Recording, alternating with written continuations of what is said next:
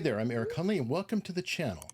On this channel, I like to explore body language, statement analysis, little true crime, little psychology, in many ways just what makes people tick. Now, I was reading a Facebook group and somebody had a brilliant post. And they were commenting that they're tired of seeing all the Amber Heard evaluations. What about real verified people who have suffered through DV, if you will? And I thought, you know what, that's a good point, because we should look at people who have verifiably suffered any kind of assault, etc., and then observe their body language, and that gives us a different baseline to which we can compare others. So I'm joined again by my friend Gavin Stone. Hi.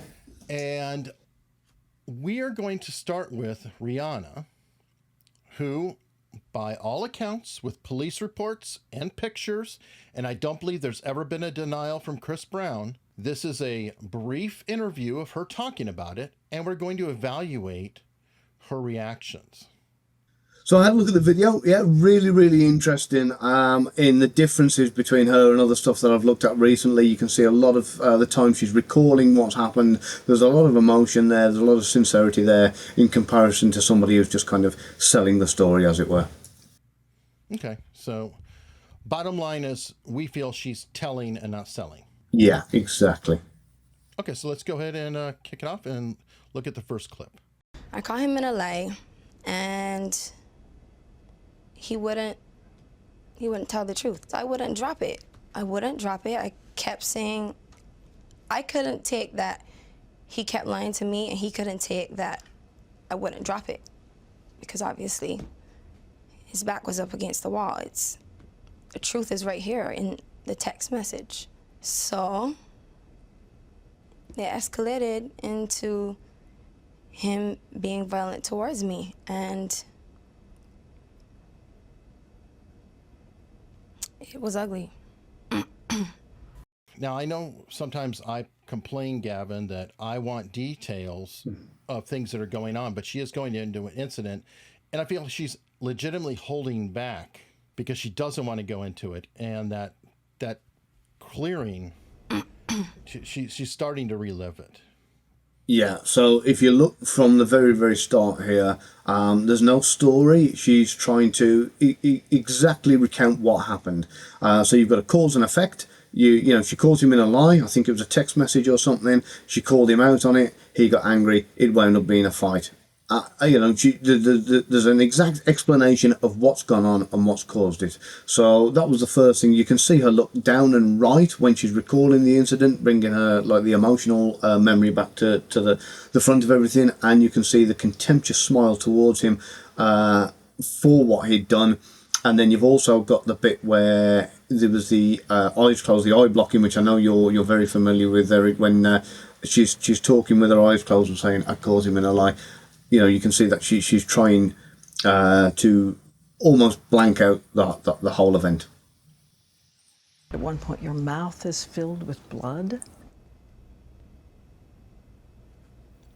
Right there, and I'm sorry I'm cutting it early, but did it not look like she had a mouthful of blood?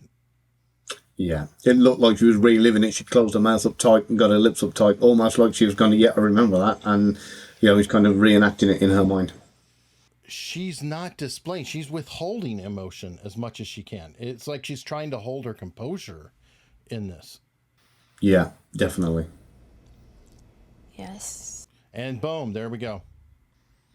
And that's how it's done. So pay close attention. Somebody asks you a question, you recall and you go, yes or no. There's no need for well, let me tell you a story.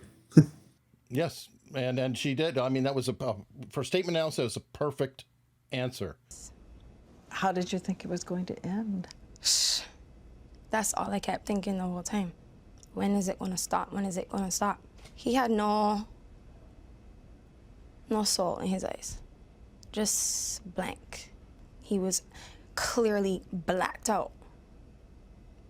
There was no person when I looked at him.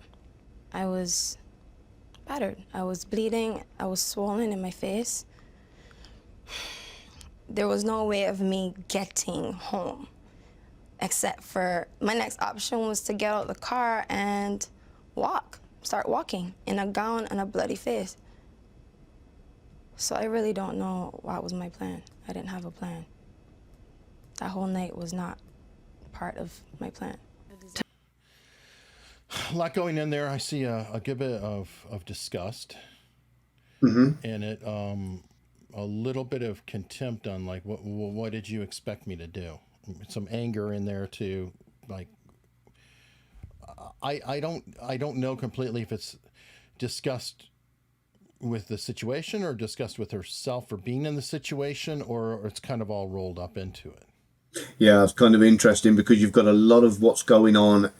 You can see her recalling what has happened at the time of the event, mixed in with her current feelings towards it now, and they're all combined together in that entire thing. There was some really interesting bits where she said, I was battered, I was bleeding, I was bruised. Again, very precise kind of language, more so than the wishy-washy kind of stuff we've heard recently. She's not in denial. She's not using words like embarrassed. You know, she's talking about real physical pain that she's gone through. And she's also focused on escape and stop, not her feelings in any way at the time, just quite literally survival mechanism thoughts. Yeah, that's exactly spot on. Unlike certain plane journeys we've heard about recently, where you would think that the person involved would be saying, I just want to get off the plane, let me out of here. You can see that was exactly where she was going with this. I didn't have a plan, what was I going to do? And it was all in the right tenses as well. So there's nothing that's incongruent. There's no kind of flipping from past tense to present and so on and so forth. Everything's said and congruent exactly the way you would expect it to be from somebody telling an emotional story. He was my best friend. We were in love. It just takes time. And love doesn't go away right away, you know. He didn't accept that very well. Obviously he didn't want us to be apart. But I know how to make a decision for me. Do you hate him? No. I don't hate him at all. I actually love and care about him, and I think I'm concerned about him doing well. I want him to do well, have a great career, have a great life, and grow up, and just take this as something that you had to go through to grow up and learn. Wow, you could just tell she's been through the ringer there, and this is 2009, I believe this is recorded. So not much closer to the incident, and with it all being fresh, and you can see a lot of confusion in there.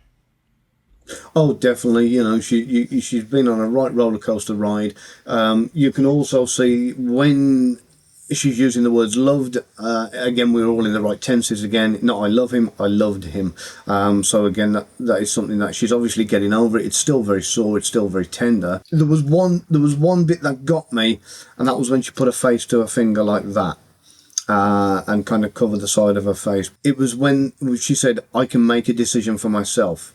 And I think she's probably a little bit maybe annoyed with herself for not making that decision sooner, or for the way she handled things at the time, maybe a little bit of regret. Not 100% sure. I'd need to ask her about that, or at least find out some more about that, because that to me was I don't know. It just kind of stood out for some reason. Maybe it was an uncertainty. Maybe it was an uncertainty and a reminder that, yes, I can. Like she's telling herself. Mm-hmm.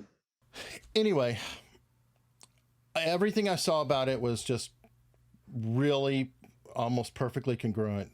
No frills, no fuss, no histrionics, no exaggeration of emotion in any way. She was withholding a lot. Yeah, there was no embellishment at all. She kind of said things as they were.